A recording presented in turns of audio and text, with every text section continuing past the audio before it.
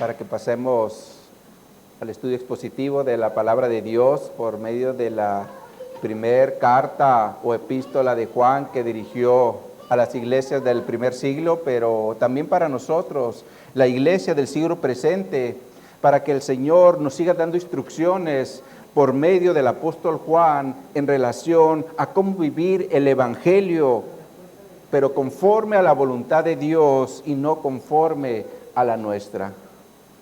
Ahora, trayendo un poco de contexto, la semana pasada miramos que dentro del mundo en que vivimos hay un mundo espiritual donde se mueven dos espíritus, los cuales pueden afectar nuestra voluntad, sea para bien o sea para mal.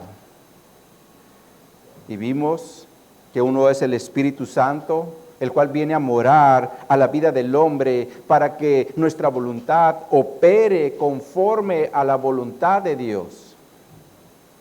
Pero el otro espíritu es el del anticristo, el cual también puede venir a morar a la vida del hombre para que no opere conforme a la voluntad de Dios, sino conforme a la voluntad del diablo. Y aquí es importante preguntarnos, ¿cuál es el espíritu que realmente está dirigiendo nuestra vida? ¿El espíritu de Dios o el espíritu del diablo? ¿Cuál es el espíritu que nos mueve cada día a seguir adelante? En este sentido, Jesús dijo, por sus frutos le conoceréis. Otra versión dice, por sus acciones. Porque lo que hagamos, mis hermanos, va a respaldar realmente lo que somos. No lo que decimos, lo que hacemos. Ahora, cuando el Espíritu Santo viene a morar a la vida del hombre por medio del Evangelio, definitivamente vamos a tener nuevas experiencias. Las tendremos como familia, las tendremos como hermanos en Cristo y también las tendremos como trabajadores. Porque el Espíritu Santo nos va a dar un nuevo sentir de parte de Dios para que operemos conforme a su voluntad, pero de igual forma para que podamos contrarrestar los deseos del viejo hombre, el cual se deleita en el pecado que Dios aborrece. Pero cuando el espíritu del diablo es el que mora en la vida del hombre, siempre, pero siempre lo va a llevar a actuar en contra de la voluntad de Dios. Porque este espíritu opera por medio de demonios con la finalidad de que el hombre no glorifique a Dios. Pero también estos demonios van a afectar o afectan al hombre para que se haga daño a sí mismo, como lo vimos la semana pasada con el endemoniado gadareno, el cual se hacía heridas con piedras, porque dice la Escritura que se golpeaba a sí mismo. Ahora, la Escritura no da detalles de la apariencia física de este hombre, pero si se golpeaba con piedras, si se hacía heridas, lo más seguro es que siempre andaba ensangrentado, por lo cual su apariencia definitivamente no era una apariencia agradable. Sin embargo, por otro lado, hay una pregunta que quise dejar para esta enseñanza en relación a este tipo de espíritus o de los espíritus que se mueven en la tierra. Y la pregunta es, ¿puede un cristiano ser poseído por un espíritu maligno? Es decir, del diablo. ¿Puede un cristiano ser poseído por un espíritu del maligno? ¿Qué piensan al respecto? Ahora, si analizamos la Escritura en el Nuevo Testamento, cuando inició la iglesia de Jesucristo, vamos a observar que no se menciona alguna liberación de algún demonio en la vida de un cristiano, es decir, en un nacido de nuevo por la fe en el Evangelio. Porque todos los casos registrados de las posesiones o liberaciones de demonios sea de hombres, sea de mujeres o sean de jóvenes, ninguno de ellos eran parte de la iglesia de Jesucristo. Sin embargo, todas las liberaciones que se mencionan fueron por medio del poder del Espíritu Santo, como pasó con el endemoniado gadareno que vimos la semana pasada en Lucas capítulo 8, versos 27 al 33. Lo mismo pasó con el hombre que tenía un espíritu inmundo en Capernaum, como lo menciona Lucas en su evangelio, en Lucas 4, 33 al 35. O también se hace mención de un muchacho que era lunático, el cual lo menciona Mateo en su evangelio. Ahora, si ustedes analizan las Escrituras, van a observar que todas estas liberaciones fueron hechas por Jesús en su ministerio terrenal, porque Jesús siempre operó con el poder del Espíritu Santo. Porque Jesús no inició su ministerio en la tierra hasta que el Espíritu Santo descendió sobre él cuando fue bautizado por Juan. Por lo cual, una liberación de un demonio solo puede hacerse por medio del poder del Espíritu Santo, como pasó con los hombres y mujeres que Jesús liberó en su ministerio terrenal, los cuales no eran nacidos de nuevo, como lo somos tú y yo por medio del Evangelio o la fe en el Evangelio. Porque a través de la fe en el Evangelio, el Espíritu Santo viene a morar en la vida del creyente, como Pablo lo menciona en su epístola, en Romanos capítulo 8, verso 11, se los ponemos en la pantalla. Dice aquí esta escritura: y si el Espíritu de aquel que levantó de los muertos a Jesús mora en vosotros, el que levantó de los muertos a Cristo Jesús vivificará también vuestros cuerpos mortales por el Espíritu que mora en vosotros. Ahora Pablo también dice a la iglesia, o les dice a la iglesia de Corinto, cuando está hablando del templo de Dios, les hace la siguiente pregunta, se las leo. Les dice: ¿no sabéis que soy templo de Dios y que el Espíritu de Dios mora en vosotros? Ahora un poco más adelante les vuelve a hacer otra pregunta cuando está tocando el tema de la fornicación. Vean esta escritura, vayan ahora sí a su Biblia, en Primera a los Corintios capítulo 6, y leamos a partir del verso 14. Primera a los Corintios capítulo 6, verso 14.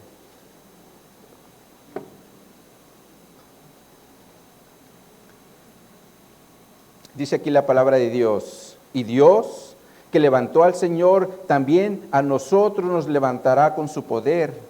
¿No sabéis que vuestros cuerpos son miembros de Cristo? ¿Quitaré pues los miembros de Cristo y los haré miembros de una ramera? En ningún modo. ¿O no sabéis que el que se une a una ramera es un cuerpo con ella? Porque dice: los dos serán una sola carne. Pero el que se une al Señor, ¿de quién dice que es? Es un espíritu con Él. Eso es lo que somos con Jesús. Entonces, si nosotros somos un espíritu con Dios, en el verso 18 viene la recomendación de parte de Dios por medio de Pablo, la cual dice: huid de la fornicación. Cualquier otro pecado que el hombre cometa está fuera del cuerpo, mas el que fornica contra su propio cuerpo peca. ¿O ignoráis que vuestro cuerpo es templo del Espíritu Santo, el cual está en vosotros, el cual tenéis de Dios y que no sois vuestro? Porque habéis sido comprados por precio. Glorificad pues a Dios en vuestro cuerpo y en vuestro espíritu, los cuales, ¿de quién dice que son? Son de Dios. Entonces es claro que en el momento que somos de Dios por medio de la fe en el Evangelio, nuestro cuerpo y nuestro espíritu son de Dios. Por eso también Juan dice en 1 Juan 4:4 que vimos la semana pasada: hijitos, vosotros sois de Dios y habéis vencido, porque mayor es el que está en vosotros que el que está en el mundo. Entonces, por medio del Espíritu Santo, tú y yo en Cristo hemos vencido al que está en el mundo. ¿Y quién es el que está en el mundo? Satanás y sus demonios. los cuales afectan también la voluntad del hombre para que haga las cosas en contra o haga cosas en contra de la voluntad de Dios, como es el caso de los falsos maestros que Juan está hablando en el contexto. Por lo cual, en la vida de un cristiano nacido de nuevo, no hay cabida para que el espíritu del diablo esté operando en él, porque el Espíritu de Dios mora en nosotros y vive en santidad. Entonces, para contestar la pregunta, ¿puede un cristiano ser poseído por un espíritu maligno? La respuesta es no, porque el Espíritu Santo no lo va a permitir, derivado a que la luz no puede convivir con las tinieblas, y de igual forma la santidad de Dios no puede convivir con la perversidad del diablo. Sin embargo, cuando el Espíritu Santo no mora en la vida de un hombre o de una mujer o de un joven, por más cristiano que se diga ser, incluso asistir a todos los eventos de la iglesia, si el Espíritu Santo no mora en él, siempre va a estar expuesto a ser poseído por un demonio, porque no tiene la protección de lo alto. Es decir, el Espíritu Santo como lo tenemos nosotros, los nacidos de nuevo, por la fe en el Evangelio. Amén, mis hermanos. Bueno, una vez contestada la pregunta, sigamos avanzando en el estudio expositivo de la primera carta o epístola de Juan, donde el apóstol Juan ahora va a tratar un tema que es central en el Evangelio, y esto es: Dios es amor. Y como Dios es amor, vamos a tratar este tema bajo los siguientes 3 puntos. Punto número 1, el amor de Dios tiene un origen. El amor de Dios tiene un origen. Punto número 2, el amor de Dios tiene un propósito. El amor de Dios tiene un propósito. Y punto número 3, Dios demanda una respuesta por su amor. Dios demanda una respuesta por su amor. Entonces, bajo estos 3 puntos vamos a analizar nuestro texto base. Así que acompáñenme a la primera carta de Juan, capítulo 4, para que leamos los versos 7 al 12, que será nuestro texto base. Primera de Juan, capítulo 4, versos 7 al 12 dice: Amados, amémonos unos a otros, porque el amor es de Dios. Todo aquel que ama es nacido de Dios y conoce a Dios. El que no ama no ha conocido a Dios, porque Dios es amor. En esto se mostró el amor de Dios para con nosotros, en que Dios envió a su Hijo unigénito al mundo para que vivamos por Él. En esto consiste el amor, no en que nosotros hayamos amado a Dios, sino en que Él nos amó primero y envió a su Hijo en propiciación por nuestros pecados. Amados, si Dios nos ha amado así, debemos también nosotros amarnos unos a otros. Nadie ha visto jamás a Dios. Si nos amamos unos a otros, Dios permanece en nosotros y su amor se ha perfeccionado en nosotros. El título que le hemos dado a esta enseñanza es Un amor de lo alto. Un amor de lo alto. Así que acompáñenme a orar para que pongamos esta enseñanza en las manos del Señor. Bendito Dios, nuevamente venimos ante tu presencia clamando a ti, pidiendo que tu Espíritu Santo sea el que nos hable a través de este mensaje, a través de tu palabra. Ayúdanos a seguir madurando, ayúdanos a comprender realmente lo que tú eres y lo que tú demandas de nosotros en el diario vivir. Háblanos, Señor. Si necesitas exhortarnos, que seas tú el que lo hagas por medio de tu palabra. Si necesitas animarlo, que seas tú, Señor. Utilízame como un miembro o como una voz tuya que clame para la edificación de mis hermanos, Señor. Así como tú ya me has edificado a mí, Señor, permite que yo edifique a mis hermanos. Todo esto te lo pedimos en el precioso nombre de tu Hijo amado, nuestro Señor Jesucristo. Amén y amén. La palabra de Dios nos enseña que Abraham era un hombre que vivía en una ciudad llamada Ur de los Caldeos. pero también nos enseña que su padre lo llevó a una ciudad llamada Harán. Sin embargo, antes de llegar a Harán, cuando estaba en Mesopotamia, Dios le hizo un llamado para que fuera a una ciudad que Dios le iba a mostrar, como nos narra el relato del libro de los Hechos de los Apóstoles. Veamos esta escritura, vayan al capítulo 7 y leamos los primeros 5 versos, donde aquí Esteban en el contexto está presentando una defensa ante el concilio, porque se le está acusando por medio de testigos falsos. Y aquí es donde Esteban presenta su defensa. Dice Hechos 7:1. Y el sumo sacerdote dijo entonces, ¿esto es así? Y él dijo, es decir, Esteban, varones hermanos y padres, oíd, el Dios de la gloria apareció a nuestro padre Abraham estando en Mesopotamia, antes que morase en Harán. Y le dijo, sal de tu tierra y de tu parentela y ven a la tierra que yo te mostraré. Entonces salió de la tierra de los caldeos y habitó en Harán, y de allí, muerto su padre, Dios le trasladó a esta tierra en la cual vosotros habitáis ahora. Y aquí le está hablando que ellos estaban en la tierra que habitaban, es Jerusalén, donde en ese momento Juan está presentando su defensa. Después dice en el verso 5, y no le dio herencia en ella, ni aún para sentar un pie, pero le prometió que se lo daría en posesión y a su descendencia después de él, cuando él aún no tenía hijo. Ahora, en esta narración vemos claramente cómo Dios le hace el llamado a Abraham, cuando Abraham no tenía hijos, derivado a que Sara, su mujer, era estéril. Sin embargo, Dios lo prometió que le daría un hijo, y esto lo vemos en Génesis capítulo 18, versos 9 en adelante. Vayan ahora a esta escritura. Génesis 18, versos 9 en adelante. Génesis 18, 9.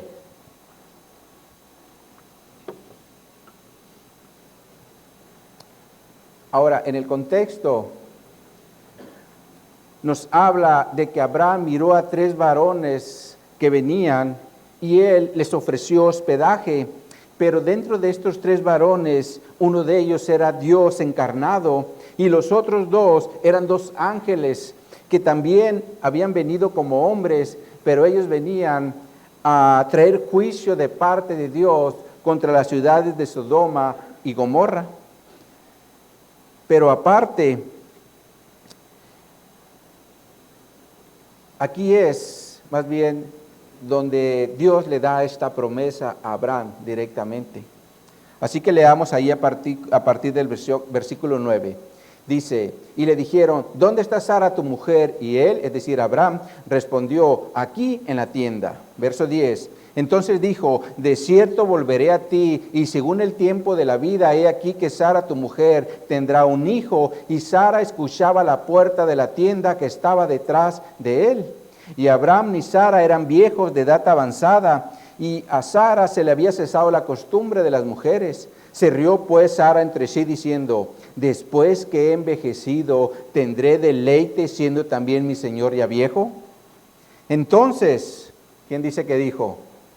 Jehová dijo a Abraham, ¿por qué se ha reído Sara diciendo, ¿será cierto que he de dar a luz siendo ya vieja?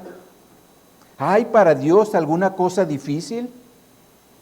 Al tiempo señalado volveré a ti, y según el tiempo de la vida, Sara tendrá un hijo. Entonces Sara negó diciendo, no me reí, porque tuve miedo. Y él le dijo, no es así, sino que te has reído. Y es obvio, mis hermanos, porque Sara tuvo miedo cuando estaba ante la presencia del Todopoderoso. Sin embargo, mis hermanos, Dios cumplió lo que le prometió a Abraham, porque como él dice en la Escritura, para él no hay nada imposible cuando él tiene propósitos en la vida del hombre. No hay nada que le pueda impedir hacer sus planes. Ahora, todos sabemos que Abraham tuvo ese hijo que Dios le prometió, al cual llamó Isaac. Sin embargo, la Escritura también nos enseña que Dios probó a Abraham y le pidió a su hijo, a su único hijo que él amaba, que lo sacrificara. Ahora, la realidad es que cuando uno ama, no es fácil, hablando humanamente, poder dar en sacrificio lo que amamos. Si a veces, mis hermanos, nos cuesta trabajo disciplinar a los hijos cuando ellos están haciendo las cosas incorrectamente. Por eso es que los disciplinamos, sea con una vara, sea con un cinto, o sea con unas buenas nalgadas, la cual en nuestro corazón nos va a doler. Porque los amamos y lo menos que queremos es que ellos tengan algún sufrimiento, y mucho menos que seamos nosotros la causa de ese sufrimiento cuando los disciplinamos. Sin embargo, la realidad es que la disciplina es necesario para el bien de nuestros hijos. Por eso el Señor dice en su palabra en Proverbios 13, 24, se los ponemos en la pantalla. Dice aquí el Señor: el que detiene el castigo a su hijo aborrece, mas el que lo ama desde temprano lo corrige. Aquí hay dos palabras importantes a considerar. Una es aborrece y la otra es corrige. La palabra aborrece en su original significa odiar.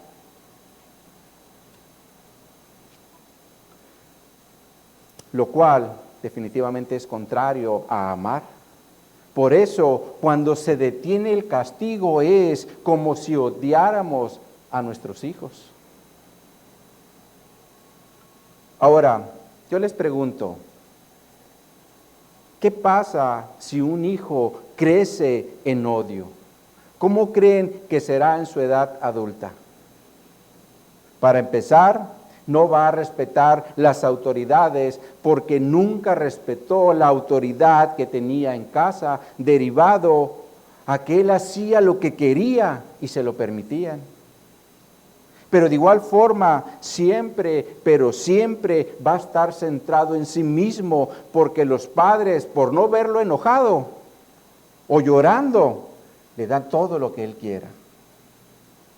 Por eso el Señor dice: el que detiene el castigo a su hijo, lo aborrece.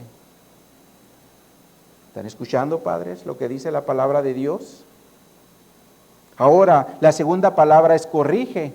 Y esta palabra en su original se refiere a disciplina, pero el sentido de la palabra es entrenamiento, el cual siempre estará en dos direcciones. Una es instrucción y la otra es castigo. Por lo cual, no debemos dar castigo a los hijos si no le damos primeramente una instrucción, porque si lo hacemos vamos a ser injustos. Por eso necesitamos primeramente instruir a los hijos, es decir, darles ejemplo. Por ejemplo, le decimos: acomoda los zapatos en su lugar, y le decimos cómo hacerlo. Le decimos a la hija: lava los platos, y le enseñamos cómo hacerlo. Le decimos: no digan malas palabras, y les damos ejemplo con nuestro hablar. Esto, mis hermanos, es dar instrucción. Y si después de darle la instrucción no obedecen, entonces sí viene la disciplina en el sentido negativo. Y aquí es donde entra la vara, el cinto o unas buenas nalgadas para que aprendan a ser obedientes. Ahora, aquí el punto es que cuando amamos, haremos las cosas que nos duelen para el bien de lo que amamos. Sin embargo, en el caso de Abraham, no se trató de darle unos cintarazos o darle con la vara, sino de entregarlo en sacrificio a Dios, lo cual es imposible de hacer hablando humanamente. Pero aquí entra un elemento importante. Y este elemento importante es la fe. Porque solo a través de la fe Abraham dispuso en su corazón dar en sacrificio a su hijo. Y esto significa que Abraham puso toda su confianza en el Todopoderoso para que incluso le regresara la vida después de la muerte. Por eso Abraham le dijo a sus siervos en Génesis 22:5, se los ponemos en la pantalla. Aquí dice Abraham, entonces dijo Abraham a sus siervos, esperad aquí con el asno, y yo y el muchacho iremos hasta allí y adoraremos y volveremos a vosotros. Esto nos enseña que Abraham tenía puesta su confianza en que Dios haría algo para que ambos regresaran después de adorar a Dios. Sin embargo, la Escritura también nos enseña que Dios detuvo ese sacrificio porque no era el sacrificio que Dios había dispuesto para el beneficio de la humanidad caída, como lo vamos a ver el día de hoy en el texto base. Ahora, aquí es importante tener presente un principio en relación al amor. Y este principio es, cuando el amor viene de parte de Dios, no será un amor egoísta, sino sacrificial. Por eso cuando Pablo habla del amor ágape, el cual es el amor de Dios, nos dice lo siguiente en 1 Corintios capítulo 13, versos 4 al 7, se los ponemos en la pantalla. Dice aquí Pablo, el amor, del griego ágape, es sufrido, es benigno, el amor no tiene envidia, el amor no es jactancioso, no se envanece, no hace nada indebido, no busca lo suyo, no se irrita, no guarda rencor, no se goza de la injusticia, mas se goza de la verdad. Todo lo sufre, todo lo cree, todo lo espera y todo lo soporta. Cuando aprendamos, mis hermanos, a ejercer este amor en nuestra vida, aprenderemos a vivir en el amor de Dios, porque el amor tiene su origen en Dios mismo. Como Juan nos dice en el verso 7 del texto base, regresemos ahí. Dice 1 Juan 4:7, amados, amémonos unos a otros, porque el amor, ¿de quién dice que es? Es de Dios. Todo aquel que ama es nacido de Dios y conoce a Dios. Aquí entramos al primer punto de la enseñanza, porque el amor de Dios tiene un origen y el origen es Dios, porque Dios es amor. Ahora, no perdamos de vista que Juan le está escribiendo a las iglesias de Jesucristo, las cuales son de Dios, y si nosotros somos de Dios, el amor debe ser una de las principales características que nos debe de identificar como iglesia. Por eso Juan dice, amémonos unos a otros. Ahora, si analizamos el verbo que Juan utiliza cuando dice amémonos, es un verbo presente y activo en primera persona, lo cual indica que es algo que nosotros debemos hacer en el día a día, y Juan se está incluyendo, por eso habla en primera persona. Porque, ¿de qué serviría, mis hermanos, que estuviéramos dando instrucciones y no aplicarlas a nuestra vida? Como por ejemplo, decirle a los hijos, hey, no estén diciendo mentiras porque las mentiras son del diablo, y después ellos nos escuchan decir mentiras. O si les decimos no digan groserías, y de repente alguien nos hace enojar y soltamos la lengua hablando todo lo que no deberíamos de hablar, y ellos nos están escuchando. Por eso es importante vivir con el ejemplo, para que haya credibilidad en lo que estamos diciendo o estamos instruyendo. Por eso Juan se incluye en la instrucción de amar, porque a final de cuentas es un mandamiento que recibió directamente de parte de Dios, el cual es un mandamiento para todos sus hijos. Sin embargo, Juan continúa diciendo, todo aquel que ama es nacido de Dios y conoce a Dios. Ahora, Juan aquí menciona dos elementos importantes en relación al amor que es de Dios. El primero es, cuando amamos, somos nacidos de Dios. Y el segundo es, cuando amamos, conocemos a Dios. Ahora, el primer elemento está relacionado con el nuevo nacimiento, el cual viene a nuestra vida para que podamos amar con el amor de Dios. Porque si no tenemos este nuevo nacimiento, nuestro amor será el que obra bajo el dominio del viejo hombre, el cual siempre será un amor egoísta. Porque cuando el hombre natural opera en su amor natural, por decirlo así, siempre que da algo, va a esperar recibir algo a cambio. Y si no le dan algo a cambio, deja de dar. Así operamos de una forma natural. Damos si recibimos. Pero si el amor de Dios es el que está obrando por medio del nuevo nacimiento, daremos sin pedir nada a cambio. Y aquí es donde entra el segundo elemento que Juan menciona. Esto es que vamos a conocer a Dios porque estaremos obrando en su amor. Y por lo tanto, mis hermanos, será Dios obrando por medio de nosotros para que otros puedan conocer el amor de Dios. Por ejemplo, un día vamos por una avenida y de repente miramos a un indigente buscando comida y en ese momento el amor de Dios es el que nos va a impulsar a darle algo de comer a esa persona. Y cuando lo hacemos, va a ser Dios obrando por medio de nosotros. Y eso, mis hermanos, nos va a ayudar a conocer el amor de Dios, porque Dios a través de nuestras acciones se va a manifestar. Y por tanto podremos decir que conocemos a Dios porque vamos a ver cómo obra su amor a través de nosotros. Por eso Juan continuó diciendo en el verso 8 del texto base, el que no ama no ha conocido a Dios porque Dios es amor. Entonces es claro que la única forma de conocer el amor de Dios es obrando en su amor porque Él es amor. Sin embargo, el amor de Dios, mis hermanos, también tiene un propósito.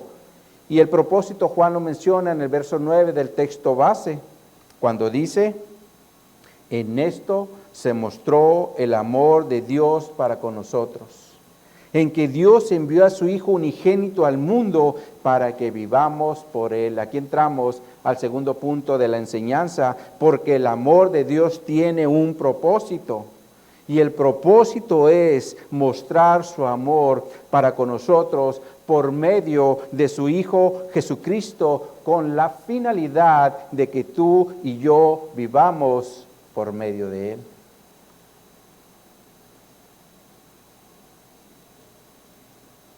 Sin embargo, mis hermanos, Juan aquí está presentando el Evangelio en su máxima expresión.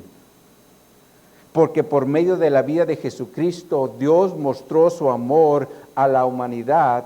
Por eso, Pablo escribió en su epístola de Romanos lo siguiente, en Romanos 5, versos 8 al 10, se los ponemos en la pantalla.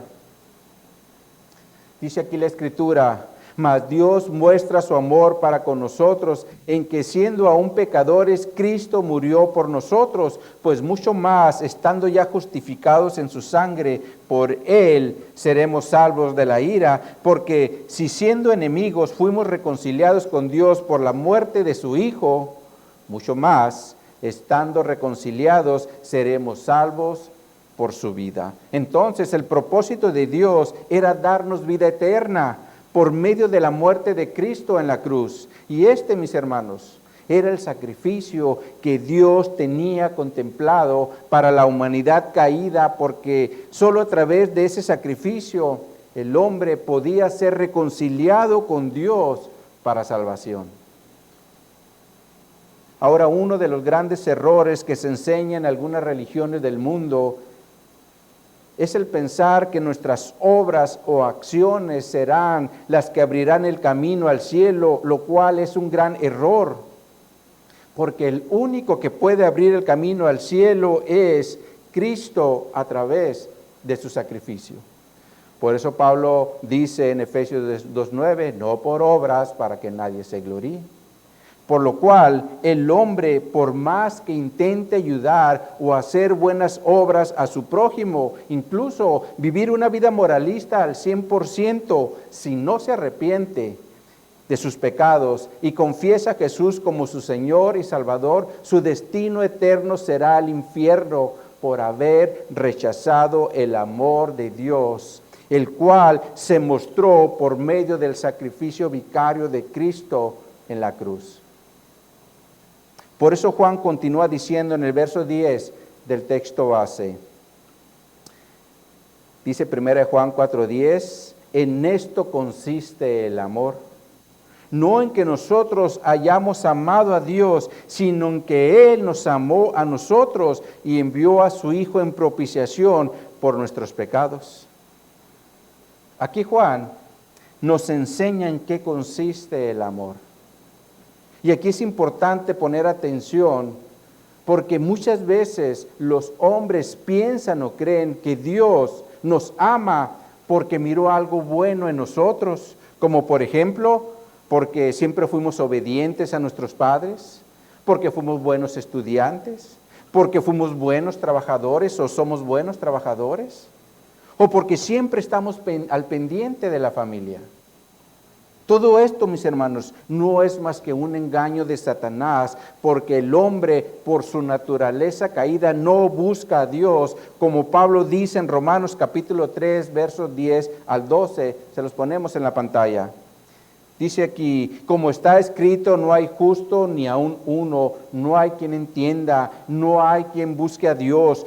Todos se desviaron, a una se hicieron inútiles, no hay quien haga lo bueno, no hay ni siquiera uno. Esta es la verdadera naturaleza del hombre caído. Por ese motivo, Dios tuvo que hacer primero la obra, para que su amor viniera de lo alto a operar en nuestra vida.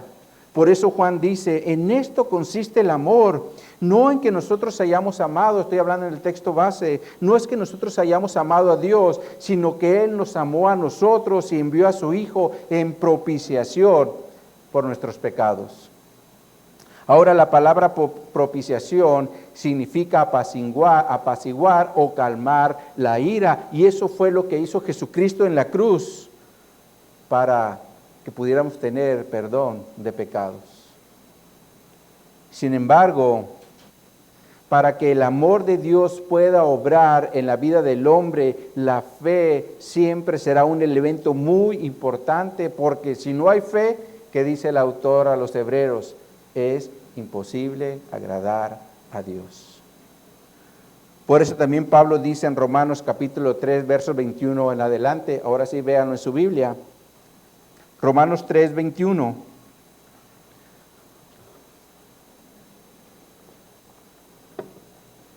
Donde Pablo en el contexto está hablando de la justicia que es por medio de la fe y no por las obras de la ley. Dice Romanos 3, 21.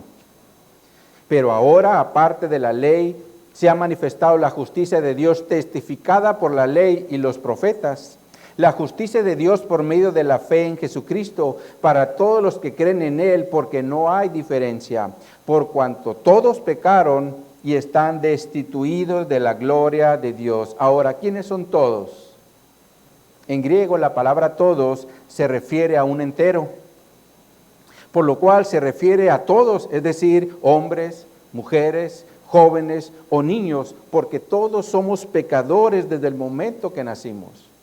Y por lo tanto estábamos destituidos de la gloria de Dios, es decir, totalmente fuera de su presencia. Pero miren lo que dice el versículo 24. Siendo justificados gratuitamente por su gracia mediante la redención que es en Cristo Jesús. Otra versión dice, pero Dios en su bondad y gratuitamente los hace justos mediante la liberación que realizó Cristo Jesús. Esto quiere decir que Cristo nos hizo libres de nuestros pecados, los cuales nos tenían totalmente apartados de la gloria de Dios. Por ese motivo es que Cristo es nuestra propiciación, como dice el versículo 25, sigamos leyendo, dice, a quien Dios puso como propiciación por medio de la fe en su sangre para manifestar su justicia a causa de haber pasado por alto en su paciencia los pecados pasados, con la mira de manifestar en este tiempo su justicia, a fin de que Él sea el justo y el que justifica al que es de la fe de Jesús. Entonces es claro que sin la fe nadie, absolutamente nadie puede ser justificado, es decir, declarado justo delante de Dios. Por eso la importancia de la fe en el Evangelio. Regresemos al texto base y leamos ahora el verso 11. Dice primera de Juan 4:11, amados, si Dios nos ha amado así, debemos también nosotros amarnos unos a otros. Y aquí entramos al tercer punto de la enseñanza, porque Dios demanda una respuesta por su amor. Y la respuesta es que tú y yo, como hijos de Dios, debemos también amarnos unos a otros. Ahora, el amarnos, mis hermanos, en griego se refiere a tener un fuerte afecto por una persona, pero no sexualmente, y se caracteriza por la pérdida voluntaria de los derechos o privilegios a favor de otra persona. Y Jesús, mis hermanos, eso fue lo que hizo para dejarnos ejemplo. Como lo menciona Juan en su Evangelio, en el capítulo 10, versos 14 y 15, se los ponemos en la pantalla. Dice aquí Jesús, yo soy el buen pastor y reconozco mis ovejas y las mías me conocen, así como el Padre me conoce, yo conozco al Padre y pongo mi vida por las ovejas. Ahora, cuando Jesús dice pongo mi vida por las ovejas, se refiere a un amor sacrificial. Y esto fue lo que Jesús hizo por nosotros al morir en la cruz por nuestros pecados. Sin embargo, Jesús, desde el momento que se despojó a sí mismo, Él nos mostró su amor, porque dice la Escritura que tomó forma de siervo y fue hecho semejante a los hombres, y estando en esa condición se humilló hasta la muerte y muerte de cruz, como dice Filipenses 2:7. Entonces Jesús definitivamente es nuestro mejor ejemplo del significado de amarnos unos a otros, porque Jesús dejó todos sus privilegios como Dios para el bien de nosotros, los que Él amaba. Por eso Juan dice, amados, si Dios nos ha amado así, debemos también nosotros amarnos unos a otros. Sin embargo, aquí surge una pregunta. Y la pregunta es, ¿cómo podemos llevar este amor que Dios demanda de nosotros a la práctica? ¿Cómo lo podemos llevar a la práctica? Porque es una realidad. Nosotros no vamos a dar nuestra vida como lo hizo Jesús para salvación, porque si lo hacemos, para empezar significa que no hemos comprendido el Evangelio, porque nadie, absolutamente nadie está en una condición de santidad como la de Cristo para poder dar su vida en rescate por el pecado originado en Edén. Por lo cual, si un hombre lo hace pensando que su muerte será para salvación, Dios, mis hermanos, inmediatamente va a rechazar ese sacrificio, porque Dios ya entregó a su Hijo para ese propósito. Ahora, a lo mejor alguien puede decir, bueno, yo sí puedo dar mi vida por un hombre, como Pablo lo dice en Romanos capítulo 5, versos 6 y al 7. Se los vamos a poner en la pantalla, pero en la versión Dios habla hoy. Dice esta traducción, pues cuando nosotros éramos incapaces de salvarnos, Cristo a su debido tiempo murió por los pecadores. No es fácil que alguien se deje matar en lugar de otra persona, ni siquiera en lugar de una persona justa, aunque quizás alguien estaría dispuesto a morir por la persona que le haya hecho un gran bien. Entonces Pablo dice, puede ser que derivado a que una persona nos hizo un gran bien, como por ejemplo salvó la vida de nuestra esposa y de nuestros hijos cuando estaban enfermos, o les dio protección cuando estaban en peligro de algo. Esto, mis hermanos, nos puede llevar a estar dispuestos a dar la vida por esa persona en agradecimiento, pero nunca para salvación de pecados, porque Cristo ya hizo esa obra. Entonces el amarnos los unos a los otros no está relacionado con la muerte para salvación, sin embargo, sí está relacionado con las acciones que hagamos hacia nuestro prójimo. Y vamos a ver un ejemplo. Vayan en su Biblia a Mateo, capítulo 18, y leamos a partir del verso 23 en adelante, donde Cristo nos está hablando de dos deudores. Mateo 18, 23 en adelante.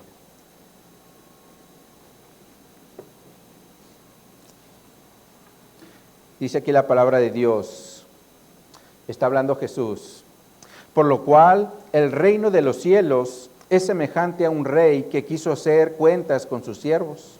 Y comenzando a hacer cuentas, le fue presentado uno que le debía 10,000 talentos. A este, como no pudo pagar, ordenó su señor venderle y a su mujer e hijos y todo lo que tenía para que se le pagase la deuda. Ahora, si observan, este rey, de acuerdo a sus derechos, pidió que se le pagara la deuda. Y como el siervo no tenía con qué pagar la deuda, el rey solicitó que lo vendieran él junto con su familia y todo lo que tenía para que él pudiera recuperar la deuda. Pero veamos ahora la respuesta del siervo en el verso 26.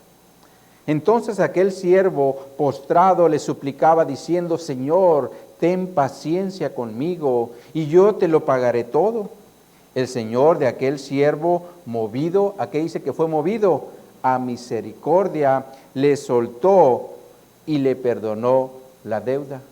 Aquí vemos cómo este rey, por medio de la misericordia, perdonó la deuda a su siervo, porque la misericordia, mis hermanos, es uno de los elementos que debe haber en todo ciudadano del reino, porque Dios es misericordioso. Por eso el salmista en su enfermedad dijo lo siguiente en el Salmo 6, versos 2 al 4, se los ponemos en la pantalla. Dice aquí la escritura, el salmista, ten misericordia de mí, oh Jehová, porque estoy enfermo. Sáname, oh Jehová, porque mis huesos se estremecen. Mi alma también está muy turbada. Y tú, Jehová, ¿hasta cuándo? Vuelve, oh Jehová, libra mi alma, sálvame por tu misericordia. Cuando la misericordia de Dios opera a favor del hombre, podemos ser librados de muchas aflicciones, como lo puede ser una enfermedad o una deuda que no podemos pagar, como está pasando con el siervo del relato de Mateo. Pero veamos ahora la actitud del siervo ante su prójimo en el verso 28. Mateo 18, 28. Pero saliendo aquel siervo, halló a uno de sus consiervos, es decir, a otro que era esclavo como él, que le debía 100 denarios y haciendo de él, o sea, que lo agarró, le ahogaba diciendo, págame lo que me debes. Entonces su consiervo, postrándose a sus pies, le rogaba diciendo, ten paciencia conmigo y yo te lo pagaré todo. Mas él no quiso, sino fue y le echó en la cárcel hasta que pagase la deuda. Aquí vemos cómo este siervo, después de haber experimentado la misericordia de su rey, él no la aplicó. Por lo cual actuó sin misericordia, echando a su consiervo a la cárcel. Lo cual trajo tristeza a todos los esclavos, como dice el verso 31. Sigamos leyendo, Mateo 18, 31. Viendo sus consiervos lo que pasaba, se entristecieron mucho y fueron y refirieron a su señor todo lo que había pasado. Entonces, llamándole su señor, le dijo, siervo malvado, toda aquella deuda te perdoné porque me rogaste? ¿No debías tú también tener misericordia de tu consiervo, como yo tuve misericordia de ti? Entonces su señor enojado le entregó a los verdugos hasta que pagase todo lo que debía. Así también, dice el verso 35, mi Padre Celestial hará con vosotros si no perdonáis de todo corazón a cada uno, a su hermano, sus ofensas. Otra versión dice, así también mi Padre Celestial hará con ustedes si no perdonan de todo corazón a sus hermanos. Ahora, aquí la enseñanza está relacionada con la regla de oro, es decir, traten a los demás como ustedes quieran ser tratados. Por lo cual, si queremos misericordia, debemos otorgar misericordia. Si queremos atenciones, debemos dar atenciones. Si queremos perdón, debemos perdonar. Y si queremos amor, debemos amar. Entonces, el amarnos los unos a los otros siempre va a estar relacionado con nuestras acciones, porque son el ejemplo que tenemos de parte de Dios. Por eso Juan dice un poco más adelante en 1 Juan 4:20, se los ponemos en la pantalla. Dice Juan, si alguno dice yo amo a Dios y aborrece a su hermano, es mentiroso. Pues él que no ama a su hermano, a quien ha visto, ¿cómo puede amar a Dios que no ha visto? Esto quiere decir que el amor que viene de lo alto no está relacionado con el aborrecimiento, el cual en griego significa odio. Por lo cual, si odiamos, será muy difícil que amemos, porque el odio y el amor son contrarios. Es como el agua con el aceite, no se llevan y tampoco se pueden combinar. Por último, Juan dice en el verso 12 del texto base, regresemos ahí. Dice Juan, nadie ha visto jamás a Dios. Si nos amamos unos a otros, Dios permanece en nosotros y su amor se ha perfeccionado en nosotros. Ahora, lo primero que Juan dice en este verso 12 es que a Dios nadie le ha visto. Ahora yo les pregunto, ¿alguien de los que estamos aquí alguna vez ha visto a Dios? ¿Qué me dicen? Ahora, si alguien dice que ha visto a Dios, es porque estaba muerto y Dios le permitió resucitar. Porque en esta vida nadie puede mirar a Dios y seguir viviendo, como dice la Escritura en el libro de Éxodo, capítulo 33, verso 17 en adelante, donde Dios está hablando con Moisés. Veamos esta Escritura. ¿Ya les dio frío?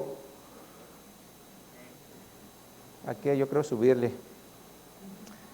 Dice Éxodo 33, 17.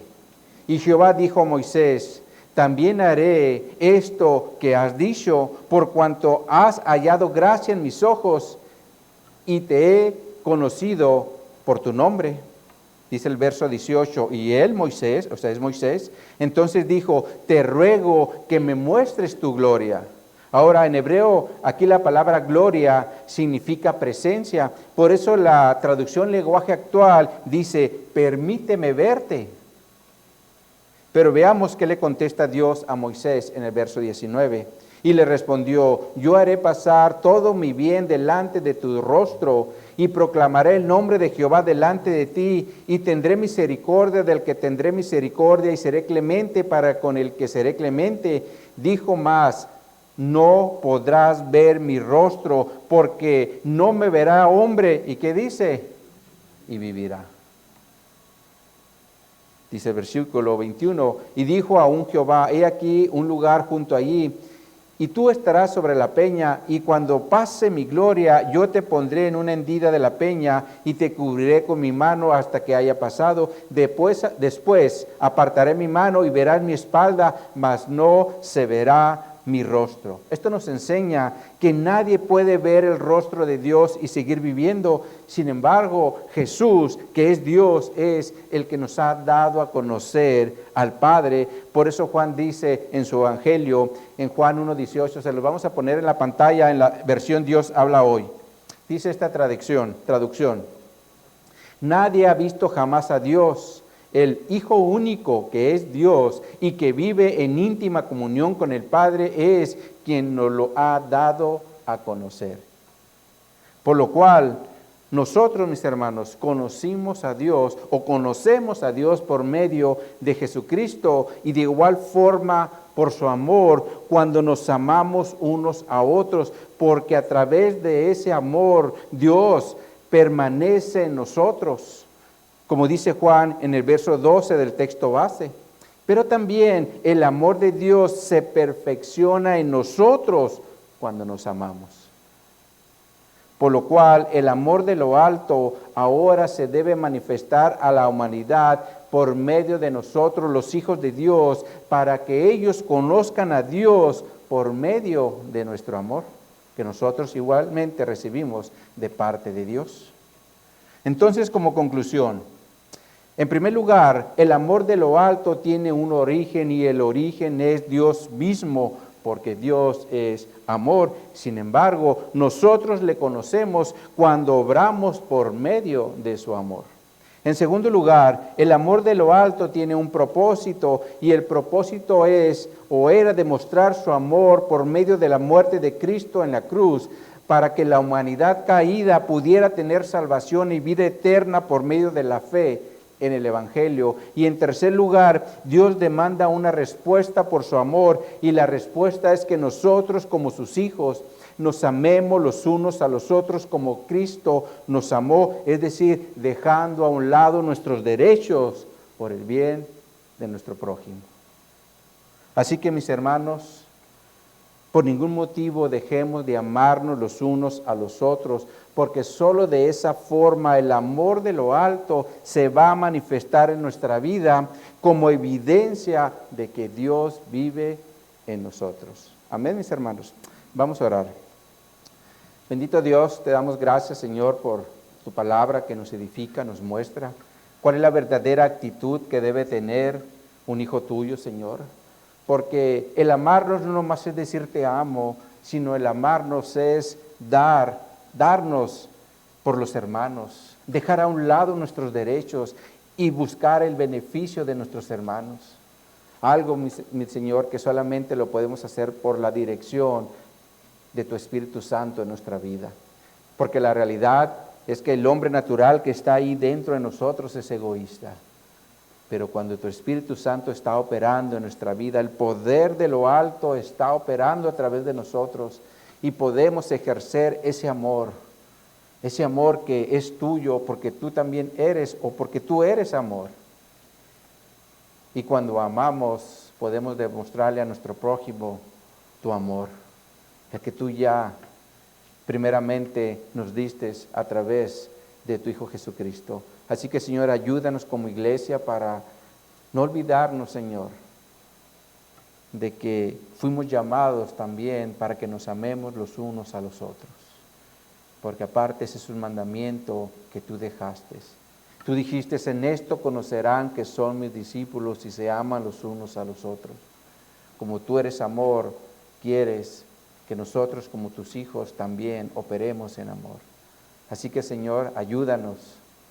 No permitas que las influencias, tanto de nuestro hombre interior como de Satanás, a través de lo que gira a nuestro alrededor, nos vaya a hacer que perdamos de vista este punto tan importante como es el amarnos en Cristo.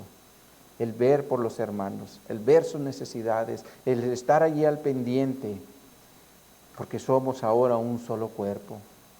Porque así como nos das el ejemplo, si un dedo se lastima, todo el cuerpo se duele. Y en ese mismo sentido, tú nos pusiste en este cuerpo, Señor, que es tu iglesia, la novia de Cristo.